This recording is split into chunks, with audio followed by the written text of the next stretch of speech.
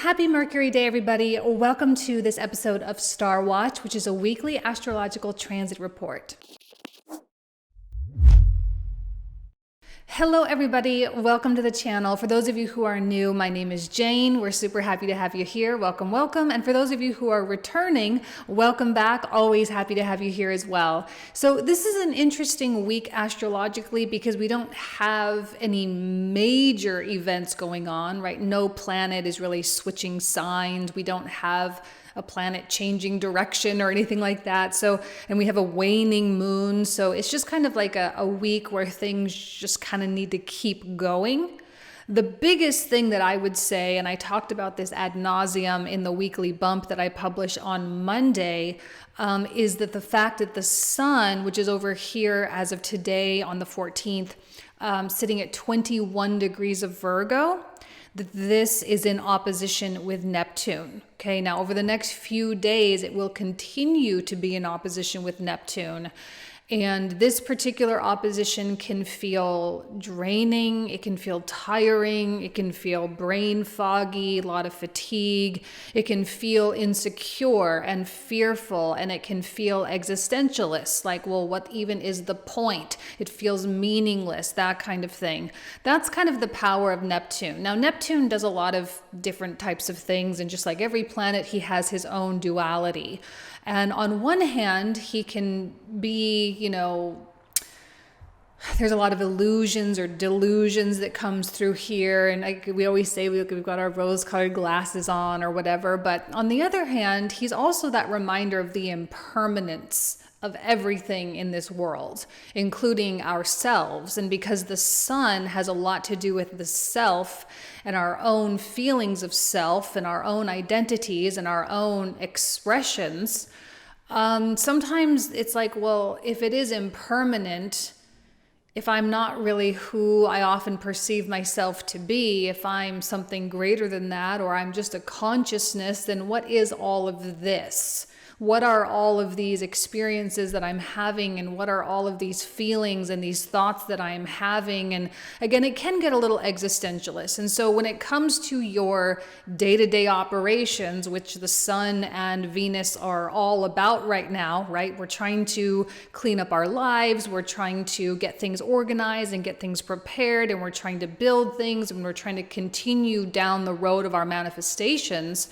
It's just like this can feel a little bit like an interruption in that, because it's like, well, we had all this momentum, right, going in through Leo season and the beginning of Virgo season. We had all this momentum and we had this push of energy. We had this feeling of drive and focus. And now all of a sudden Neptune is kind of coming in. It's like, are you sure? And you're like, yeah, I'm sure, I guess. I think I'm sure. Right? That's kind of Neptunian. I think I'm sure. I guess. I suppose I'm sure. I suppose this is what I want. And I suppose I think that it's worth it. Okay? But remember that this is just a brief moment in time. Okay? And a lot of feelings can come up over the next few days. You can certainly feel a lot of questions and a lot of bigger dreams coming online, or you may feel like, well, now I don't really want this thing. Now I'm kind of looking over here at that thing. But again, it's only just going to be like an in and out, flash in the pan type of situation. So if you do find yourself wavering or questioning, like, it's totally okay to give yourself a little bit of a break. It's totally okay to sort of succumb to the mutable and mercurial energy that is very much at play right now, and allow yourself to just kind of look in different directions, because I know you've been so focused. You have had your head in the game for quite some time. And I know you haven't lost the idea of what it is that you truly value, okay? With Venus coming, now Venus is, I guess we could call technically, using a 10-degree orb, technically she is now coming into a conjunction. And Venus and the sun are going to be coming closer and closer and closer together all through the rest of September and on into October, when they finally come into conjunction.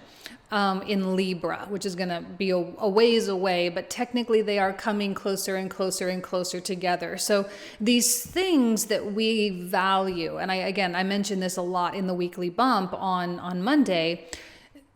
2022 really was about becoming clear with what we truly value, right? Maybe it wasn't so much that we wanted a romantic relationship so much as it was that we just wanted to feel accepted. Maybe it wasn't that we wanted that big pile of money so much as it was that we wanted and needed feelings of security. Maybe we didn't want or need that huge house. Maybe what we were needing was just space, right? And so becoming clear with what it was that we truly valued, the values behind the manifestation goals, right? What were the values really driving those things? Now the values become more and more and more apparent. As Venus comes closer and closer to the sun, we start to see just how exactly, or we're kind of like illuminating and shining a greater light on those values. And Neptune, I think, coming in here to remind you to not take it all so seriously, right? It's not all so serious. It's not all so heavy all the time. It doesn't have to be so real because it isn't real, right? That's Neptune. It's all like matrix versus reality, or like true reality, right? Because we perceive our matrix and our Maya as being so real. This illusion is being so real, but there's a reality that exists beyond that. And so you're coming in closer contact with the true reality, which puts in context this physical world that we call reality, right? So everything is getting put in context right now. So maybe what's needed is just a perspective shift. And that is absolutely being supported by this Mercury in opposition with Jupiter. Jupiter offering, as always, a high level 10,000 foot perspective as the way he does, being able to see the whole thing.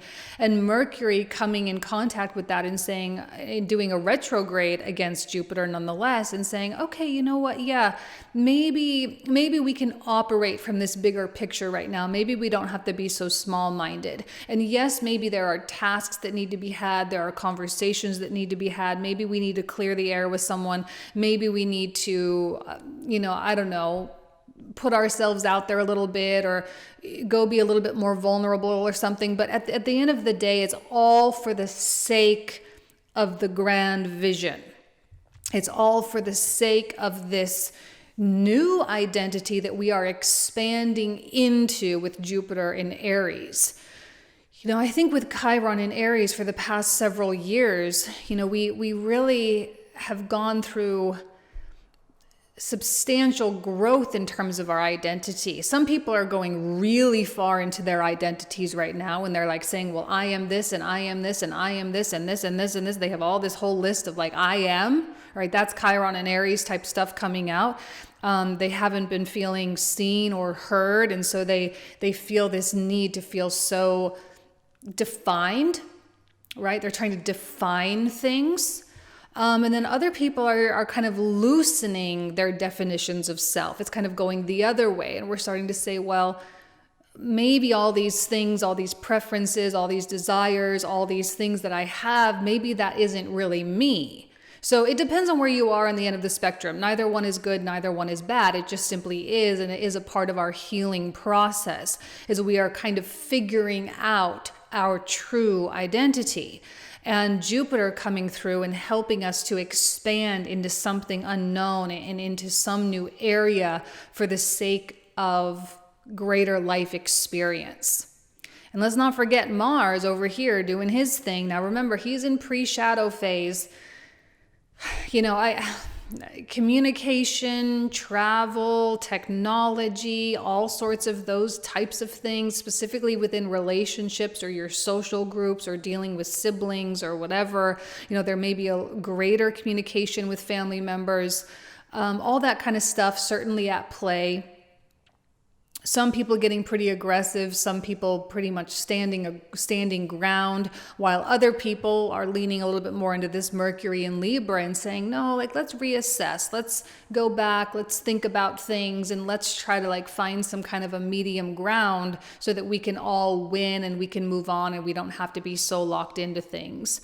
And perhaps one of the reasons why the Sun versus Neptune right here is actually quite good is because it humbles us. And so we can be humbled for the sake of finding resolution to things. And we utilize the power of communication in order to do that.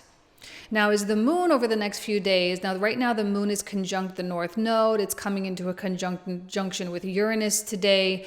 It is in its sign of exaltation right now, so the moon is feeling quite strong, pretty industrious. So it's kind of moving forward, and then it's going to make its way into Gemini, and it's going to hit up against Mars. So there may be a little bit of volatility over the next couple of days, but nothing so serious, nothing so grand. Remember, the moon is waning, so it's not like it's building an energy, it's actually releasing an energy. So as the moon comes in contact with Mars, it is possible that you do come to some sort of resolution of some kind. And then it's going to make its way into Cancer, and then it will be in its sign of rulership.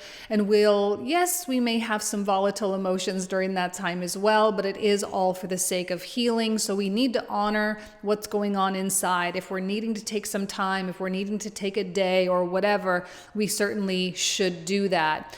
Just make sure that you are communicating your needs to the people that are important to you and the people who have concern for you. Now, last but not least, we have Pluto. Now, Pluto is not doing anything special this week, but he is starting to slow down, and he's going direct officially on October 8th. So October 8th is kind of the big day. October is going to be a huge month astrologically. We got Pluto going direct. We got Saturn going direct. We have Jupiter going back into Aries. We have the eclipses happening. We have the Sun and Venus and Mercury all going into Scorpio. So there's just like a lot of shifts happening in October. But it really kicks off with Pluto going direct. Now, as he is slowing down, we can see that the Sun is coming into a trine with Pluto, and then Venus, who is slowly making her way into a conjunction with the Sun, is also going to be coming into a trine with Pluto as well. Now, the trine, as we know, is a positive aspect, okay? This represents flow. It represents Pluto and the Sun working together, and Pluto and Venus working together as well, which means that your innermost desires and the innermost workings of your psyche are going to start adding to your vitality, going to start adding to the way that you shine and the way that you stay bright in your life.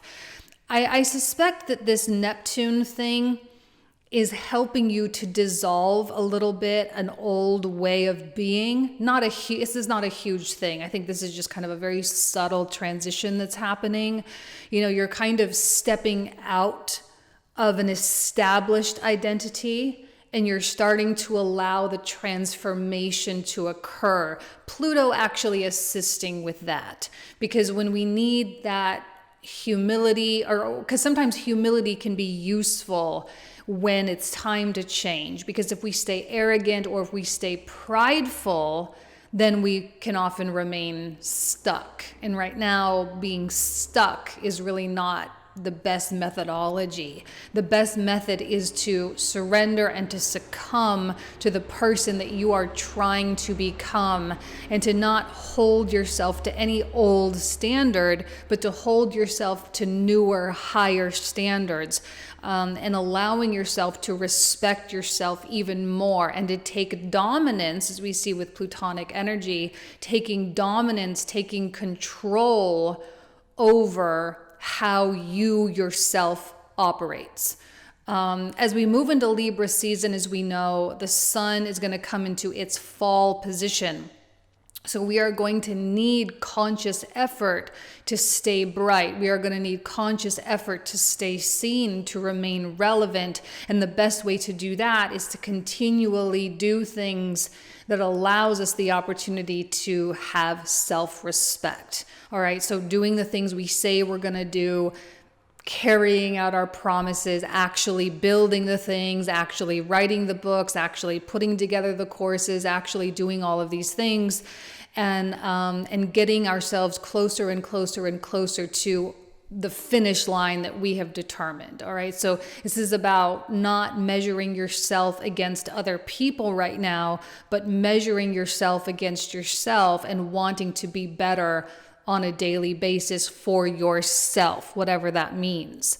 Even if it just means something small. Virgo is all about the small things. So paying attention to the small areas of our life and the tasks and the habits will continue to be beneficial. Even Libra can be very intricate and delicate when it comes to the small things as well, and being highly detail oriented. Scorpio is similar in that way, although not as much. And then Sag, we get into Jupiter territory and it's like a whole different ball game. But we do have a couple of months ahead of us where power is built in how we operate on a day-to-day basis. That is how we establish and claim power, and that is how we establish and claim our new lives. Okay. I think that's pretty much all the relevant stuff. Okay, that's all the relevant stuff for this week. Like I say, we don't have any massive astrological events happening. So next week we'll have a few more things as the sun comes into Libra. Okay? I wish you guys nothing but the best. I hope you have an amazing week, and I'll talk to you soon. Take care.